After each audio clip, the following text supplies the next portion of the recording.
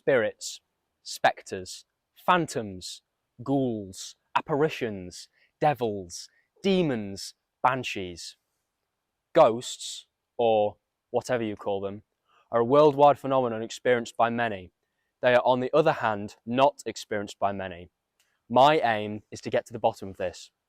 They're believed to exist in areas of excess death as the souls of those departed. That's why I'm here in Eyam.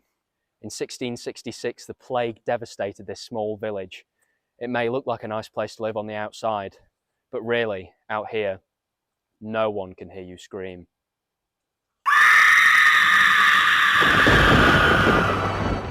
My name is Jack Booth, but you can call me Ghost Man.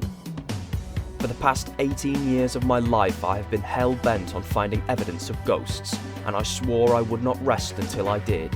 In this show, I will travel to only the spookiest locations, along with my crew, the hunters of the paranormal. A ragtag group of investigators that share the same passion for the unknown. They aid me in my quest and are always by my side. What happens in this show is 100% authentic. Welcome to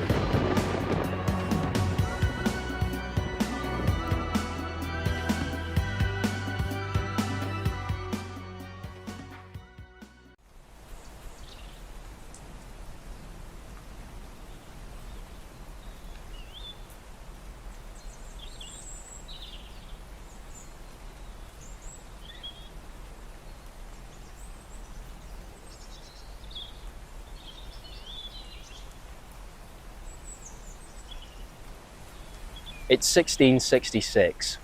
Eyam is a small village in Derbyshire, a quaint, quiet town about to be ravaged by a fierce illness. A tailor working and living here orders cloth and fabric from London. He had no idea the cloth had the fleas that carried the plague all the way from London. It turned Eyam into a ghost town by the time the plague had ravaged the village.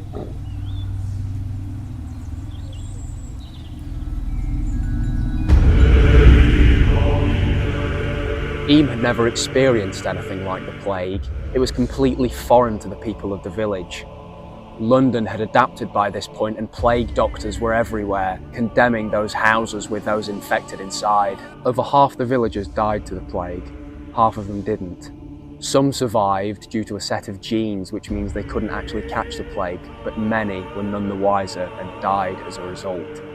The villagers had no idea what to do due to never experiencing anything like this before. Eyam was the only place the plague ravaged up north. London was the epicentre. It was Reverend William Mapesson that made the brave decision to rally the villagers and stay inside the village. Nobody could come in and nobody could go out. It meant the plague was contained and didn't spread outside. The money and goods they exchanged with people outside were done so outside of the village. The coins they used to purchase the goods with were soaked in vinegar in order to disinfect them. It worked. Nobody outside of the village caught the plague. It was entirely contained within this small village, and the nobody getting in and nobody getting out rule was enforced. It worked.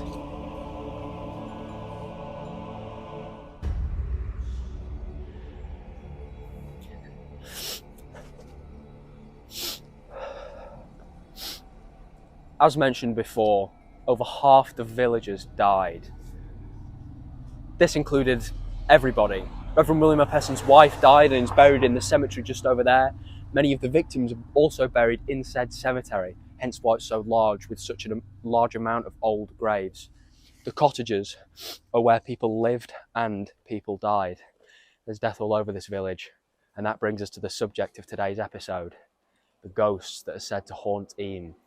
The cottages, for example, a mysterious woman wearing a blue smock is said to roam these cottages. She's never been captured on photograph, only in legend and word of mouth. There are many other ghosts in Eyam, and I and my team are going to find them tonight.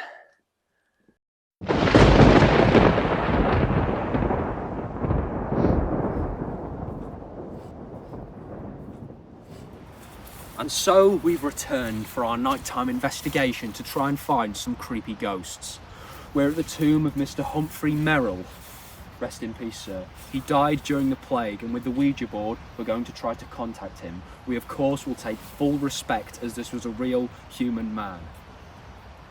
So, single finger resting on it, and I'll say the words of affirmation, and nobody move it, just rest your finger on until. Power of elements, spirits, angels.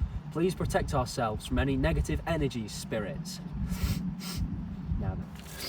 Now, when referring to this, respectfully of course, we are talking to Mr. Humphrey Merrill, who we have been led to believe this tomb belongs to. Humphrey, or anyone else, if you happen to be here, please feel free to communicate. We mean you no harm.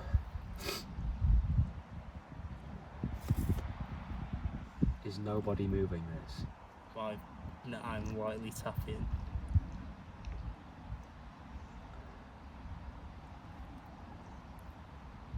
Humphrey, if this is you, move the planchette to yes. It is moving. It did move very slightly. As you can see, all of us are borderline not even. I can feel it like moving underneath my finger. My finger's literally barely even resting on it. Like it feels as if someone else is moving it underneath me, you know. Okay. Well, that's someone leaving the house. Yeah, someone's leaving the house. Are they coming this way? No, it's fine. It's Mrs. Aim. Mrs. Eam is here. Mrs. Aim. Like every now and then I'll feel it like moving. Every now and then I get a little bit and something and turn around.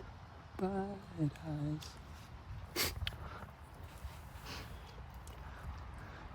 Please. Mr. Spirit, sir.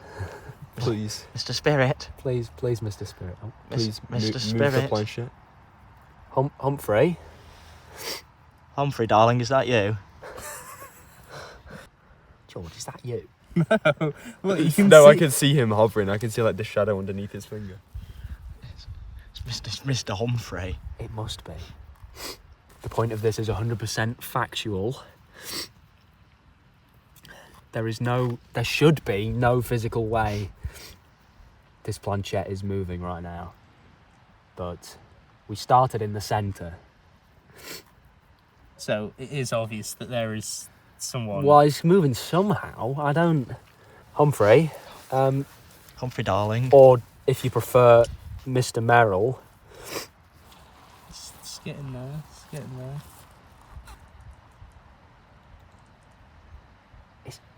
It is moving towards yes, that is clearly evident. I just get a shot of this. It is. We started in the middle. How is this happening? This is quite mad, I can't lie. If it's you, Humphrey, please just continue moving to yes. Okay. Wow, right, okay. Interesting. Well, that is on yes. It took a while, but Thank you. it's there. My finger. I'm so cold. Well, so did any of you lot actually move that? No. I swear That's to. where my finger was the whole time. Yeah, I've been like hovering it. Yeah, Eddie, pinky promise that wasn't you. Look, everyone take their fingers off and look at it. We thank you, spirits. For George, put your finger back on. Sorry, my arthritis bag's really... Yeah. Oh, Hang on. back to the care home for you, boss. We thank you, spirits, for allowing us to enter your world. Go in peace, love and light. Goodbye. Yeah. Like Okay, now we I've, do actually move it. Yeah, That is hard to move as well. yeah, no, I've like That I is difficult. I can't lie. I was trying to push it like with I was, the amount of...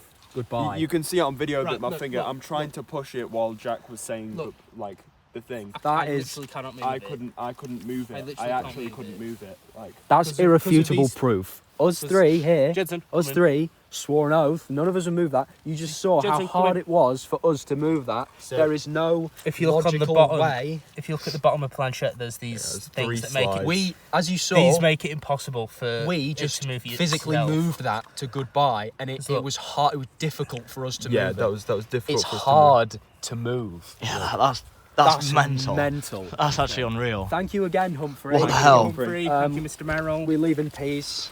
By the end, it got to the point where I realised. I mean, I knew I wasn't moving it, and I could see both the other people's fingers It's hovering, and like it's during Mr. Ghostman's exiting line, like when he was saying goodbye, I tried to move it to goodbye a bit early, and I physically could not move it by myself. Like, we needed all three of us to be able to drag it.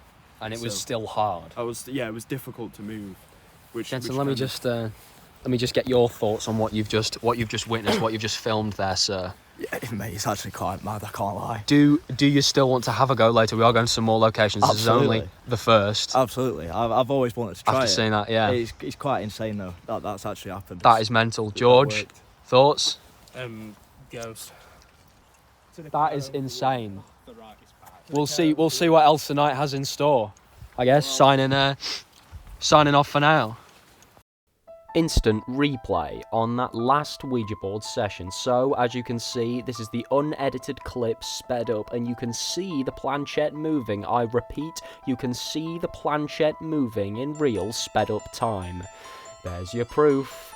Did we speak to Humphrey Merrill, or did we not speak to Humphrey Merrill? You decide.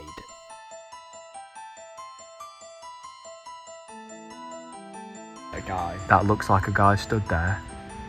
That is a guy stood there. It felt like I was being watched all around me. Like, everywhere I'd look, there was something in front, behind, like all around me. I don't know, just being like scowled at.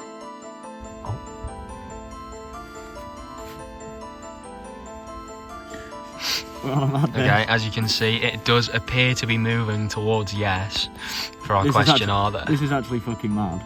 I already felt off, and I didn't even want to participate in the Ouija board ritual. Yeah. I felt very, very off, like I was being watched. Wait, what? That's moving and it's not even windy. I think they're bird feeders. They were swinging quite violently. Well, I think the scariest part was the fact that there were obviously spirits there, but they weren't communicating with us, which suggests that they were. Yes. This is purely With this one, this is purely a serious, all due respect to the persons buried within this site. This feels wrong. What's that? Site. It just feels wrong. I don't think there's any spirits with us right now. Or maybe there are, and they don't want to speak to us.